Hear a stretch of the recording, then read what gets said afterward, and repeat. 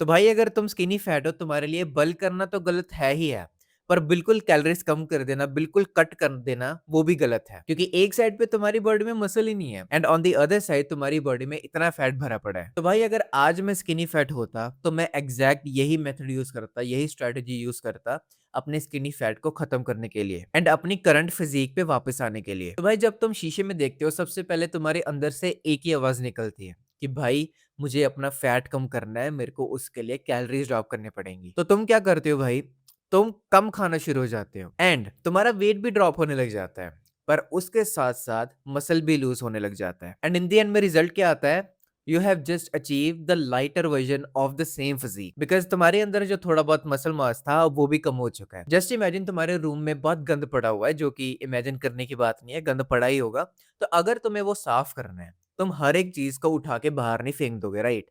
तुम उसे अच्छे से स्ट्रक्चर करके जहां जिसकी प्लेस है वहां पे रखोगे। तो सिमिलरली जब तुम भूखे मर जाते हो, तुम खाना अपना छोड़ देते हो, तो वही चीज होती है कि तुमने जो खाना था वो घर के बाहर फेंक दिया, लाइक अपने पेट में नहीं रखा, बाहर रख दिया। The point is you need to build something while cleaning up. तो अगर मैं होता तो मैं क्या करता, मैं छोटे से स्मॉल डेफिसिट में आता, जिसकी वजह से मेरे को स्टार्विंग ना हो, जिसकी वजह से मेरा ध्यान सारा भूख पे न रहे, और जो बाकी काम है जो मेरी लाइफ में मेरे को करने की जरूरत है, जैसे कि ये वीडियोस बनाना और भी चीजें, अपनी जॉब करना मेनली जिससे मुझे पैसे मिलते हैं, उन कामों के लिए मेरे को एनर्जी चाहिए। तो अगर मैं स्टाफ कर रहा हूँ तो वो काम हो ही नहीं पाएंगे एंड मैं एम करूंगा बिल्कुल स्लो वेट लॉस के लिए। लाइक अगर मैं आज 66 वे करता हूँ, तो अगर मैं प्रैक्टिकली बोलूँ तो हफ्ते बाद 65.8 या 65.7 इतना ही एम करूंगा। एंड तुम कहोगे कि ये तो 300-200 ग्राम ही है, इसमें क्या है, इसमें क्या ही मेरी स्किनी फैट कम होगी। होगी भाई, जब तुम स्लाइटली करोगे तो वो मोस्टली फैट सेल्स में से निकलेंगे, लाइक तुम्हारा फैट कम होगा। तो जो तुम्हारी इतनी स्टबन स्किनी फैट है उसका सोल्यूशन निकल रहा है बेसिकली। ये पूछने के बजाय कि भाई मैं 10 केजी कैसे फटाफट से कम करूं, ये पूछो कि तुम अपना फैट लॉस कैसे कर सकते हो व्हाइल गेटिंग स्ट्रॉन्गर। तो भाई अपनी ये 3 चीजों से अपनी प्रोग्रेस मेजर करना बंद कर दो, कि तुम्हारे एब्स कितने विजिबल हैं, मिरर में तुम्हें कितना चेंज दिख रहा है अपने पिछले मंथ से या फिर पिछले हफ्ते से, एंड मेनली तुम्हारा वेइंग स्केल, कि तुम्हारी वेइंग स्केल में कितना डिफरेंसेस आ रहा है। इंस्टेड तुम्हें क्या करना है, तुम्हें करनी है अपनी स्ट्रेंथ को ट्रैक। लाइक अगर तुम लास्ट टाइम 15 केजी के डंबल लगा रहे थे, तो इस हफ्ते तुम कितने लगा पा रहे हो, या फिर 2 हफ्ते बाद कितने लगा पा रहे हो। बिकॉज तुम्हारी स्ट्रेंथ इंक्रीज होगी, देन ये ऑब्वियस है कि तुम्हारे फैट सेल्स है वो कम हो रहे हैं एंड मसल मास बढ़ रहा है।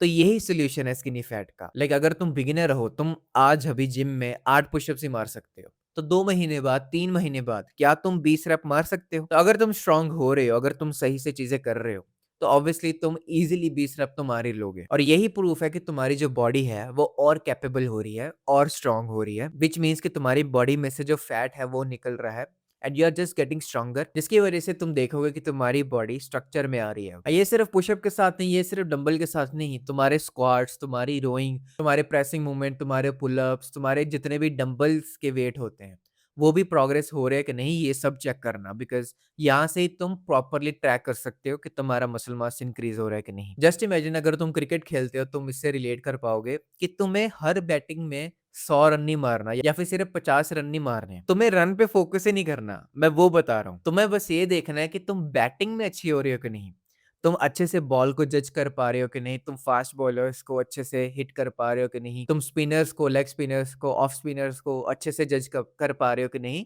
ये देखना है कि तुम एज अ बैटर इंप्रूव हो रहे हो कि नहीं, विच मीन्स तुम्हारी स्ट्रेंथ इंप्रूव हो रही है कि नहीं। ये एक ऐसी गलती है जहां पे तुम अपने महीने वेस्ट कर दोगे एंड तुम्हें रियलाइज भी नहीं होगा कि तुम वेस्ट कर रहे हो। तुम भाई लगाओगे 100 क्रंचेस, तुम लगाओगे एब्स के दुनिया भर के वेरिएशंस, 30 मिनट एब्स ट्रेन करने लग जाओगे, पागलों की तरह कार्डियो करने लग जाओगे, यूट्यूब पे सर्च करोगे फैट बर्निंग वर्कआउट कौन से होते हैं एंड वैसा परफॉर्म करने लग जाओगे, पागलों की तरह पसीना बहाओगे। बट तुम्हारी बॉडी ऐसे काम नहीं करती। तुम्हारी बॉडी ऐसा नहीं कहेगी कि यार यहाँ से बहुत जोर लगा है, यहाँ से इसने बहुत पसीना बहाया है, तो अभी मैं इसको पिघाल देता हूँ। बट अनफॉर्चुनेटली तुम्हारी बॉडी अमेजोन डिलीवरी जैसी नहीं है। तुम्हारी बॉडी में से ओवरऑल फैट रिड्यूस होता है। अगर 1 इंच आर्म से जा रहा है तो 1 इंच लेग से जाएगा, 1 इंच तुम्हारी स्टमक से जाएगा, 1 इंच तुम्हारी बैक से जाएगा। तो इट्स लाइक ओवरऑल तुम श्रिंक हो गए। हाँ, थोड़े बहुत वेरिएशन हो सकते हैं कि तुम अपने जो ये लोअर वैल्यू होते हैं इसमें से तो एंड से ही जाती है। तो मैं होता तो मैं क्या करता, मैं एब्स ट्रेन कर रहा था बिकॉज़ मुझे एब्स को स्ट्रॉन्ग करना है, ताकि मैं थोड़े हायर बॉडी फैट परसेंटेज भी हूँ, तो भी मेरे एब्स विज़िबल हों। बेसिकली मैं अपनी कोर स्ट्रॉन्ग के लिए कर रहा हूँ, ना कि अपनी बॉडी फैट कम करने के लिए। तो यही थी भाई मेरी एग्ज़ैक्ट स्ट्रैटेजी जो मैं फॉलो करता अगर मैं आज भी स्किनी फैट होता। सो भाई इस वीडियो के लिए इतना ही। अगर तुम्हें ये वीडियो थोड़ी-सी भी हेल्पफुल लगी होगी तो इस वीडियो को लाइक करके ज़रूर जाना। एंड भाई वो काम ज़रूर करते रहना चाहे तुम्हें जितना मर्ज़ी मुश्किल वो लगे, पर तुम्हें पता है कि वो ज़रूरी है। मैं तुम्हें मिलता हूँ अगली वीडियो में।